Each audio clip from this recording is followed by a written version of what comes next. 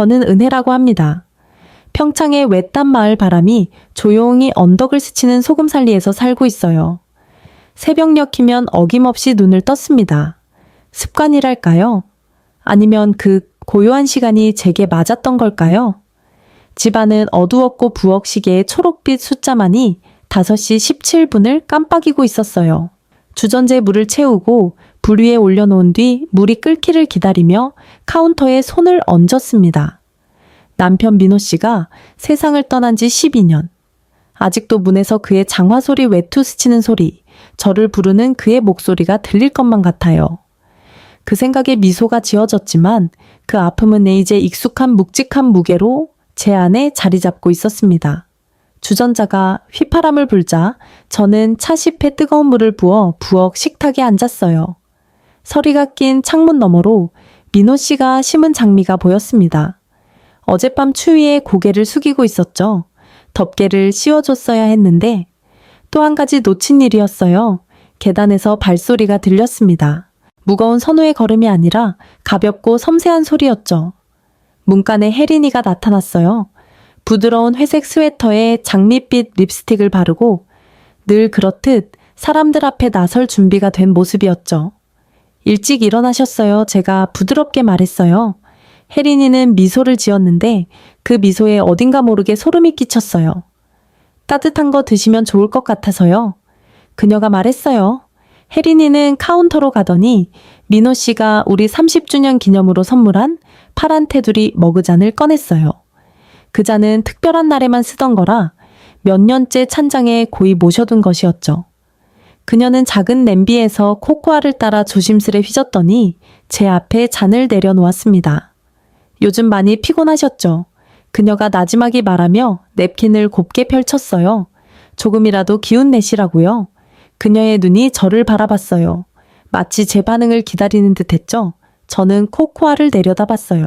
잔 위로 얇은 김이 피어올랐고 달콤하고 진한 초콜릿 향이 퍼졌습니다. 잠시 정말로 고마움이 밀려올 뻔했어요. 하지만 깊이 숨을 들이쉬자 그 달콤함 아래로 뭔가 날카롭고 이상한 냄새가 느껴졌습니다. 저는 움직이지 않았어요. 혜린이는 고개를 살짝 기울이며 늘 그렇듯 반짝이는 침착함으로 저를 바라봤어요. 맛있게 드세요. 그녀는 그렇게 말하고 복도로 걸어갔습니다.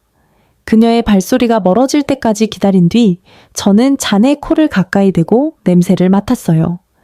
그 씁쓸한 냄새는 여전히 거기 있었어요. 저는 잔을 건드리지 않았습니다. 대신 꼼짝 않고 앉아서 김이 사라지는 모습을 바라봤어요. 그 냄새는 이름을 붙일 수 없는 무언가를 떠올리게 했어요. 민호 씨가 다락에서 오래된 나무 상자를 손질할 때 맡았던 금속 같은 소독약 같은 냄새였죠. 손바닥을 식탁에 대고 마음을 가라앉혔어요. 어쩌면 아무것도 아닐지도. 제 마음이 괜한 위험을 만들어내는 걸지도 몰랐어요. 하지만 불안은 팔을 타고 올라와 피부 아래로 스며들며 경고처럼 퍼졌습니다. 복도에서 수진 씨의 느린 발소리가 들리더니 그녀가 문간에 나타났어요. 저를 보고는 놀란 듯 눈을 깜빡였죠. 그녀의 시선이 잔으로 그리고 제 얼굴로 옮겨갔습니다. 차가우면 맛없어요. 그녀가 건조한 목소리로 말했어요. 저는 고개를 끄덕였지만 대답하지 않았어요.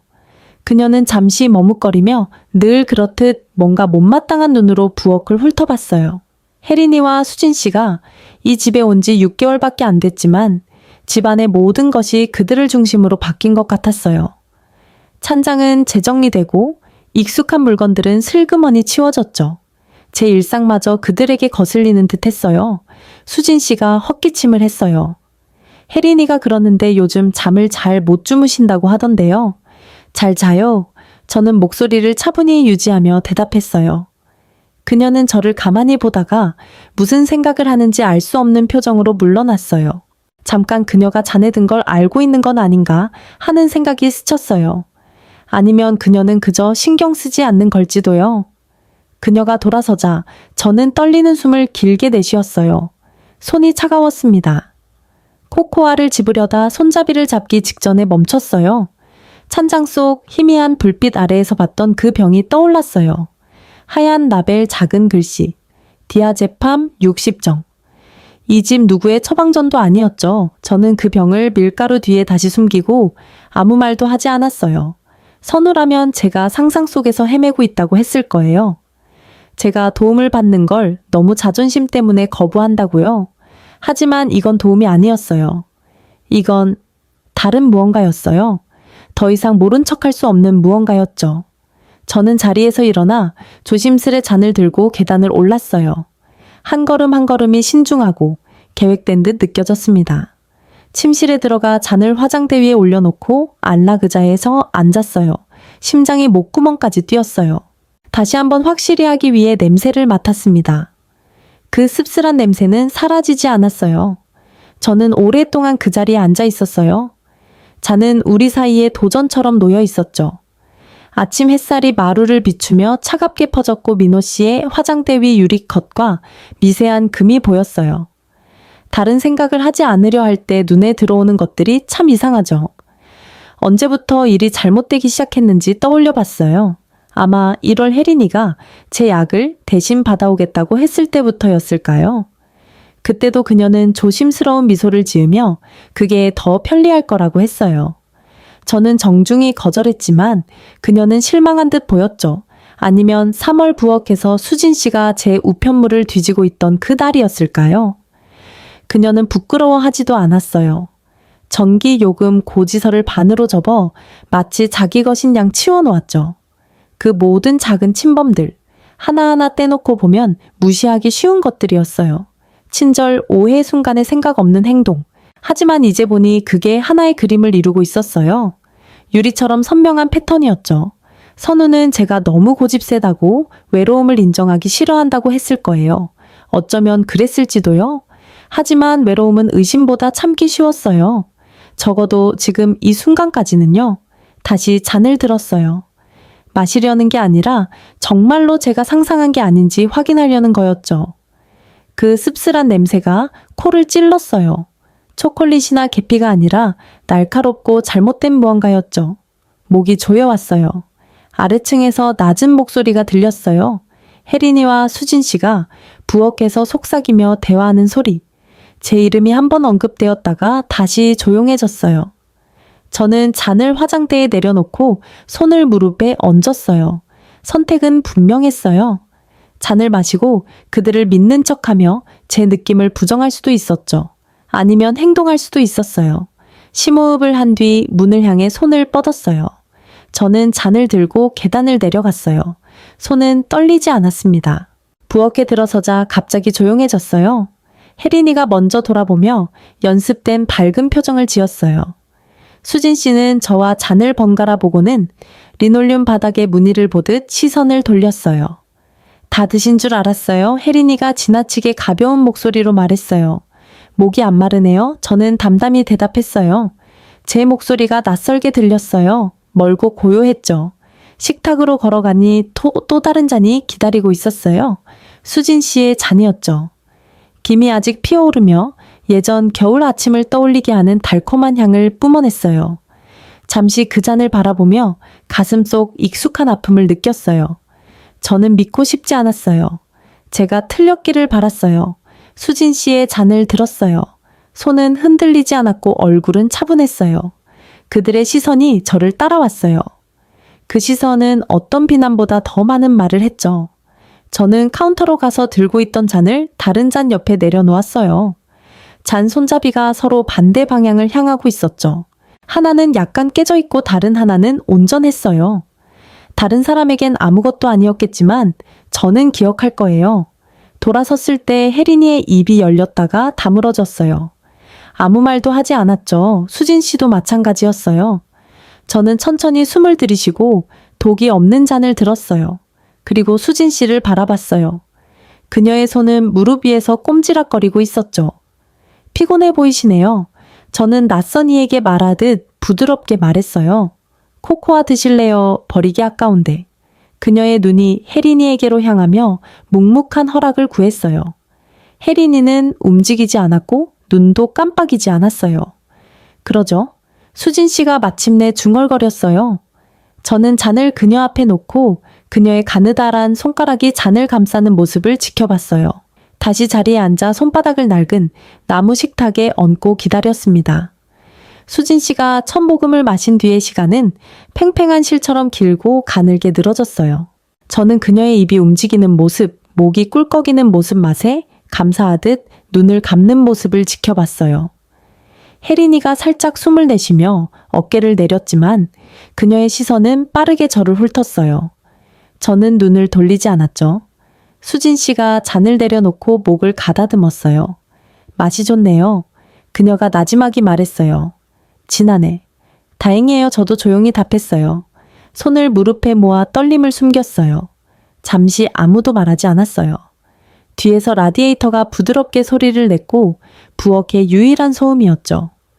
혜린이의 손이 식탁 가장자리로 가더니 불규칙한 리듬으로 손가락을 두드렸어요. 그녀가 제게 약을 잘 챙겨 먹었는지 물건을 잃어버린 적이 없는지 묻던 순간들이 떠올랐어요. 그 친절이 얼마나 빨리 변질되었는지 수진 씨가 다시 한 모금을 마셨어요. 이번엔 더 길게.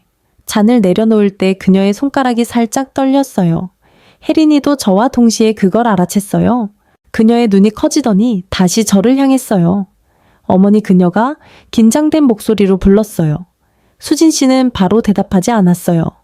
입술을 꾹 다물고 몇 번 눈을 깜빡였어요. 숨이 얕고 빠르게 나왔죠. 어지러워. 그녀가 말을 시작하다가 목소리가 끊겼어요. 떨리는 손을 관자놀이에 댔어요. 혜린이가 의자를 거칠게 밀며 일어나 수진 씨 옆으로 달려갔어요. 그녀의 손바닥을 수진 씨 뺨에 대고 저를 보세요라고 다급히 말했어요. 제발 저를 보세요. 수진 씨의 눈은 흐릿했고 초점이 맞지 않았어요. 입을 열었지만 말이 나오지 않았죠. 손이 관자놀이에서 미끄러져 잔을 건드렸고 남은 코코아가 식탁 위로 천천히 갈색 홀을 그리며 쏟아졌어요. 바닥으로 뚝뚝 떨어졌죠. 혜린이의 숨소리가 거칠어졌어요. 그녀는 수진 씨의 어깨를 잡고 흔들었어요. 정신 차려요. 저는 움직이지 않았어요. 손은 나무 식탁 위에 평평히 놓여 있었고 그 따뜻한 기억을 느끼고 있었죠. 수진 씨가 삼키려 했지만 턱이 굳었고 입술 사이로 얇은 거품이 흘렀어요. 혜린이가 처음 들어보는 소리를 냈어요. 흐느낌과 숨소리가 섞인 소리였죠. 그녀는 저를 돌아보며 얼굴이 일그러졌어요. 저는 그녀의 시선을 마주했고 처음으로 그녀가 눈을 돌렸어요. 혜린이는 쏟아진 코코아로 손이 미끄러운 채로 수진 씨를 붙들고 있었어요. 그녀는 어머니의 이름을 기도처럼 계속 중얼거렸고 목소리는 갈라져 갔어요. 저는 의자에서 일어나지 않고 가만히 지켜봤습니다. 수진 씨의 머리가 한쪽으로 기울어졌어요. 몸의 떨림이 지나가더니 숨소리가 얕고 불규칙하게 이어졌어요. 누군가 불러요. 혜린이가 저를 보지 않고 소리쳤어요. 뭐라도 해요. 저는 사이드보드 위에 전화기를 집어들었어요. 낡은 버튼을 천천히 신중히 눌렀습니다. 심장은 이 순간을 준비하자해 온 듯 고르게 뛰었어요. 응급센터 직원이 받자 저는 차분히 말했어요. 구급차가 필요해요. 제 며느리의 어머니가 의식이 없어요. 독극물이 의심됩니다. 혜린이가 그 단어를 듣고 고개를 획 들었어요. 그런 말 하지 마세요. 그녀가 이를 갈며 말했어요. 감히 그런 말 하지 마. 저는 식탁 너머 그녀의 눈을 마주 봤어요. 그럼 뭐라고 불러야 하나요? 그녀의 얼굴이 일그러졌어요. 마치 야수 같은 표정이 스쳐 지나갔죠. 어머니가 한 거예요? 그녀가 내뱉었어요. 우리를 모욕하려고 그래서 수진 씨가 나에게 준 걸 마셨어요. 제 목소리는 흔들리지 않았어요. 그게 안전하다면 걱정할 거 없겠죠. 혜린이의 입이 열렸다 닫혔다. 그녀는 양손으로 이마를 누르며 머리가 깨질 듯한 표정을 지었어요. 그녀가 아니었어야 했어요. 그녀가 마침내 속삭였어요. 저는 아무 말도 하지 않았어요. 응급센터 직원의 목소리가 귓가에서 울렸고 저는 평생 써온 차분한 톤으로 대답했어요. 도서관 데스크에서 민호 씨 병상에서 누군가 저를 필요로 할 때 늘 그랬듯이요. 전화를 끊자 혜린이는 수진 씨 옆에 쪼그리고 앉아 양손을 주먹 쥔 채 몸을 앞뒤로 흔들고 있었어요. 그저 저를 도우려 했을 뿐이에요. 그녀가 쉰 목소리로 말했어요. 어머니는 몰라요. 얼마나 힘들었는지, 빚이랑 압박이 얼마나 컸는지. 당신이 생각하는 것보다 더 잘 알아요. 저는 대답했어요. 멀리서 사이렌 소리가 들리기 시작했어요. 심장 박동마다 점점 더 커졌죠. 혜린이는 수진 씨의 어깨에 얼굴을 묻고 온몸을 떨었어요. 저는 의자에서 일어나 잠시 의자 등바디에 손을 얹었다가 놓았어요. 구급대원들이 파란 제복을 입고 빠르게 지나갔어요. 그들은 수진 씨의 맥박을 확인하고 턱을 뒤로 젖히고 산소 마스크를 씌웠어요. 혜린이는 그들 옆에 쪼그리고 앉아 스웨터 밑단을 손으로 비틀고 있었죠. 저는 그들에게 공간을 주기 위해 물러섰어요. 몸이 이상할 정도로 가벼웠어요. 마치 무언가 묶여있던 끈이 풀린 듯 했죠. 선우가 문간에 나타났어요. 머리는 헝클어졌고 눈은 두려움으로 커져 있었죠. 제 심장이 뒤집히는 듯 했어요. 그는 쓰러진 의자 바닥에 퍼진 갈색 얼룩 수진 씨를 붙잡고 있는 혜린이를 보고 저를 바라봤어요. 무슨 일이에요? 그가 속삭였어요. 저는 부드럽게 말할 수 있는 방법을 떠올렸지만 더 이상 부드러움은 남아있지 않았어요. 수진 씨가 내게 준 코코아를 마셨어요. 저는 말했어요. 혜린이가 작고 부서진 소리를 냈어요. 선우의 시선이 우리 사이를 오갔어요. 한 걸음 다가왔지만 보이지 않는 벽에 부딪힌 듯 멈췄어요. 저는 주머니에서 접어둔 영수증과 약병 사진을 꺼냈어요. 말없이 그에게 내밀었죠. 그의 손이 떨리며 그것을 받았어요. 그는 다시 올려다보지 않았어요. 구급대원들이 수진 씨를 들것에 실었어요. 바퀴가 문턱을 넘으며 덜컹거렸고 밖에서 기다리는 구급차로 향했어요. 혜린이가 따라가려 했지만 선우가 그녀의 팔을 잡았어요.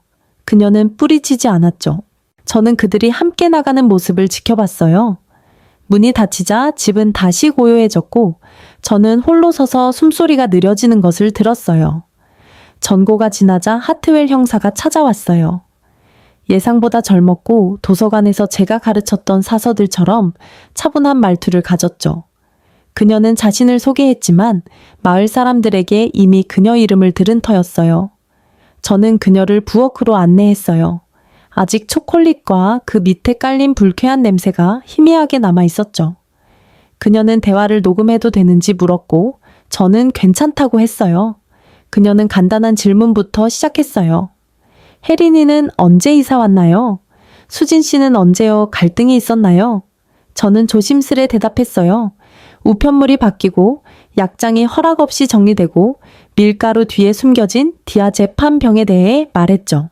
코코아와 그 씁쓸한 냄새를 설명할 때 그녀는 끼어들지 않고 고개만 끄덕이며 작은 노트에 꾸준히 적었어요.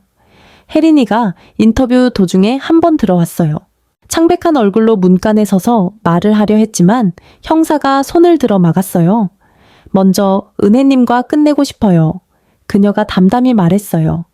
혜린이의 눈이 제게로 향했어요. 잠시 그녀가 애원할지도 모른다고 생각했지만 그녀는 침을 삼키고 복도로 물러났어요. 그녀의 발소리가 사라질 때까지 기다린 뒤 저는 이야기를 이어갔어요. 잔을 바꾼 것, 수진 씨가 마시는 모습을 지켜본 것을 설명했어요. 제 목소리는 차분했어요. 상상했던 것보다 쉬웠죠. 이야기를 마치자 하트웰 형사는 노트를 덮었어요. 미소는 없었지만 그녀의 표정엔 약간의 존중이 담겨 있었어요. 그녀는 잔을 증거로 가져가야 한다고 했어요. 저는 고개를 끄덕이고 그녀가 잔을 챙기도록 비켜섰어요. 이틀 뒤 세탁물을 개며 거실에 앉아 있을 때 전화가 울렸어요. 하트웰 형사의 목소리는 조용했지만 확신에 차 있었어요. 독성 검사 결과 예상대로 진정제가 검출되었어요. 제가 마셨다면 훨씬 더 큰일이 났을 양이었죠. 수진 씨는 여전히 병원에서 의식이 없었어요. 깨어날지 알 수 없다고 했어요. 전화를 끊고 민호 씨의 낡은 셔츠 위에 손을 얹었어요. 잠시 그냥 피곤함을 느꼈어요. 두려움이나 분노가 아니라 뼛속까지 스며드는 피곤함이었죠. 그날 저녁 선우가에 왔어요. 혜린이는 데려오지 않았죠. 이틀 전보다 더 늙어 보였어요. 얼굴은 팽팽했고 어깨는 구부정했어요.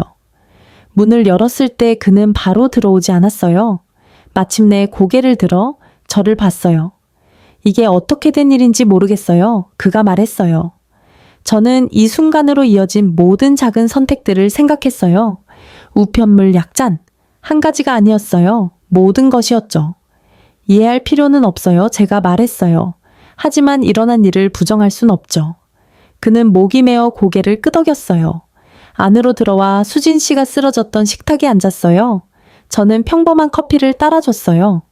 달콤함으로 숨길 게 없는 커피였죠. 우리는 오랫동안 말이 없었어요. 그가 떠나기 위해 일어섰을 때 무언가 더 말하고 싶어 하는 듯 했어요. 하지만 그는 문틀에 손을 얹고 아무 말 없이 떠났어요. 저는 문을 닫고 집이 숨쉬는 고요를 들으며 한참을 서 있었어요. 6개월이 지났어요. 집은 다시 예전의 리듬으로 돌아왔어요. 매일 아침 부엌을 쓸고 우편물을 직접 정리하고 파란 테두리 머그잔에 커피를 내렸어요. 더 이상 누가 제 물건을 옮기거나 제 기억을 의심하거나 제 현실을 왜곡하지 않았죠. 혜린이는 경미한 혐의로 유죄를 인정했어요. 신문은 이를 비극적인 오해라 불렀어요. 약병이나 영수증 이야기는 실리지 않았죠. 그들이 우연이 아니었다는 걸 신경 쓰지 않았어요.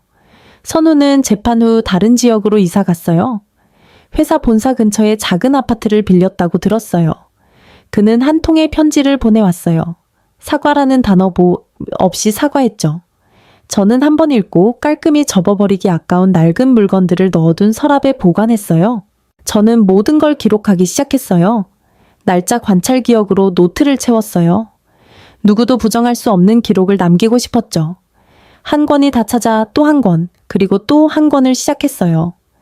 누가 읽을지는 몰랐지만 제 송글씨로 진실을 보는 건 위안이 됐어요.